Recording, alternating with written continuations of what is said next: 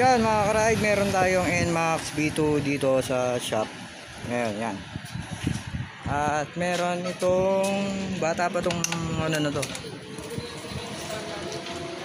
8,845 yung takbo na itong motor na to. At pansinin nyo kung ano nangyayari dito sa motor na to. Yan. Okay siya, maganda yung minor. Pero pag umarangkada kayo, grabe oh. Grabe yung vibration. Ang lakas ng dragging. Tignan natin kung anong problema na ito kung NMAX na to. Okay. Tingnan natin yung panggilid na itong motor na to.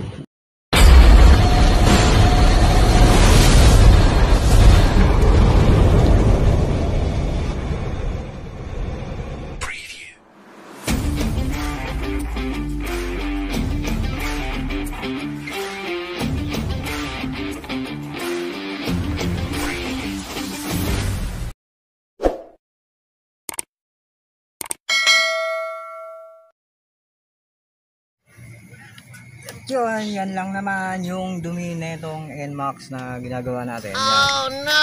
Wala naman siyang mga problema sa bola, sa slider, wala naman mga ka-ride. Yun nga lang, sobrang dumi, yan, makikita nyo. Oh. Yan, ang dumi. Mukhang ngayon lang nakalas ng panggilid nito sa takbong 8,000. At yan, yun nyo, yung puli niya. Nandun sa loob yung mga dumi. Yan, kita nyo yung alikabok. Kaya kailangan talaga i-maintain natin yung panggilid natin. Yan, okay naman lahat. Pati itong bell. Dumudulas kasi ito, kaya nagkakaroon ng dragging, ng nginig. Yan. Linisan natin ito mga karay. Yan nga, pag binugaan ko to. Ayun o. Oh no!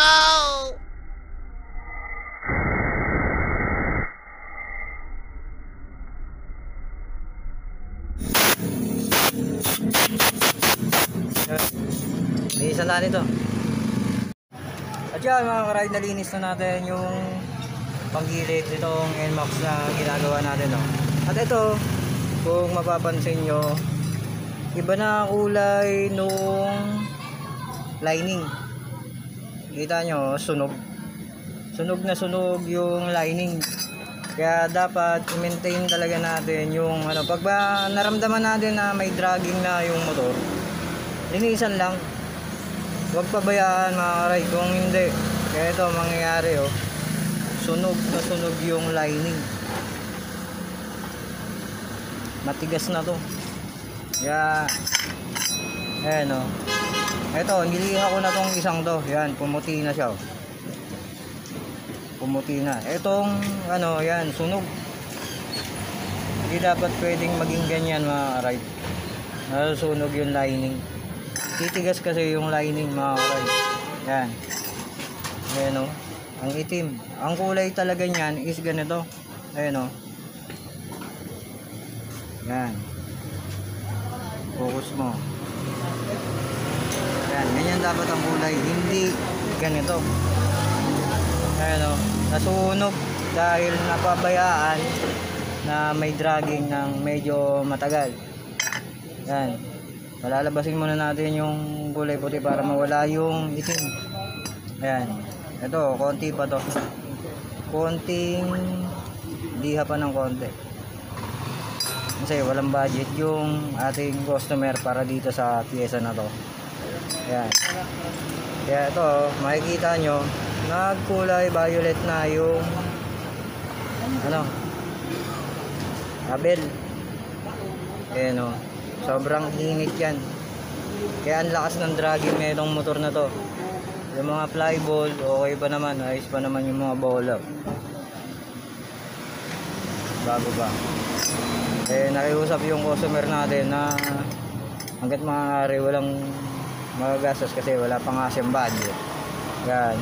Ilihain muna natin to para maibsan lang yung ano, yung dragging na itong motor. Ang advice ko, pa-regroove na namin to Yung ano, kaso lang wala talaga siyang budget, kaya ayun, ilihain muna natin to. Yan ang ginagawa ko. Ganyan to, tapos iniikot ko yung gulong yan. Yan. Ikutin mo yung gulong, tapos lagay mo doon liha, ganyan. Yan, para matanggal yung mga grasa-grasa. Yan. Lipit man ngayon yan, bukas. Yan, ngayon, nakasimbolin muna natin to. Tanggalin ko muna yung itim-itim na to. Yan, kaya ang lakas ng dragging na ito. Tapos meron taong isang napansin dito, kung mapapansin nyo, yung disc pad. Habang tinetest drive ko to, malangit-ngit yun, no? Kung mapapansin nyo, ayan, yung disc pad, ayun, dumikit na yung bakal doon sa disc plate. Kaya kailangan palitan din tong disc pad, mga ride. Ayun. At yun, tapos na tayo sa panggilid, no, mga ride. Paanda rin natin.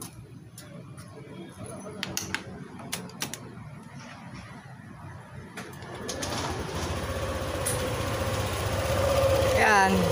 Kung mapapansin nyo, ayan.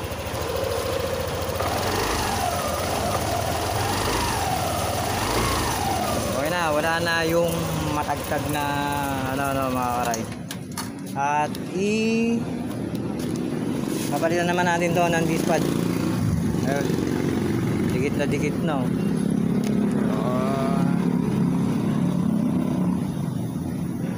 Saan ka na? Ayun, oh. Kaya papalitan naman natin to. Let's go. At yan, mga karay, yan ang diferensya ng bago at yung luma. Ito, wala na, ubos na. Kung mapansin nyo, wala na yung dito. Ayan.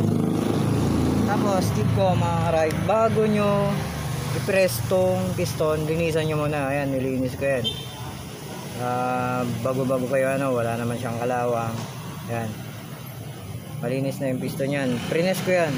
Tip ko, bago nyo i-press tong master na to, ay yung caliper, mga karay, buksan nyo muna to, itong master nyo dito, lalo't naka ABS kayo, buksan nyo muna to para mawala yung pressure. Kasi pagka nagkaroon ng leak dun sa ABS module nyo, dun sa ABS, pagka nagkaroon ng leak yun, magkakaroon kayo ng problema. Kaya ayun, lagi nyo buksan yung master, mga karay, bago nyo i-push tong piston ng inyong caliper. Ayun, pinaka-tip ko, mga karay. Yan, na sprayan ko na, natanggal ko na ilangis, mga karay. Yan, lalagay naman na natin yung ating langis. Yan.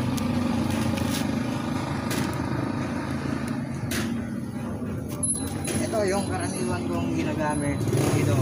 Pang scooter, mga karay. Ito, Voyager. Natin ko wala dyan,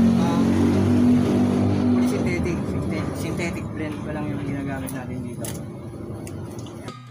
At 29 and I find myself wondering what did happen to the last 10. I ran away with my life, fast forward, never turn back again.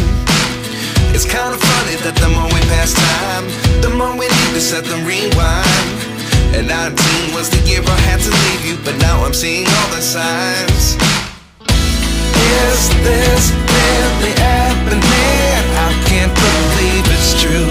I'm just as surprised as you. Is this really happening? I can't be too sure, but one day I'll be yours again. Ito ano na to, mga karay, ito tong pag-ano ko ng pag-mention ko ng mga ganitong langis. Walang sponsor yan, mga karay. Ano lang, nagandahan lang ako sa langis na yan. Lahat ng mga naano kong mga langis yan, maganda yan, mga karay, gamitin nyo. Yan, testing naman natin, mga karay. Yan. Testing natin kung may ano ba, may dragging ba tong motor na to.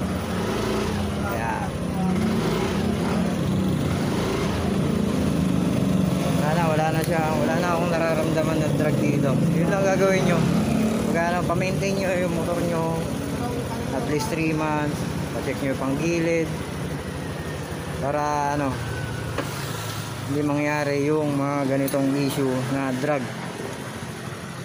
Normal naman talaga sa ano, sa NMAX, lahat ng scooter yung mga dragging na ganito, pero kailangan pa-maintain natin mga ka-ride. Okay, hanggang dito na lang. Babu, peace out. Yeah.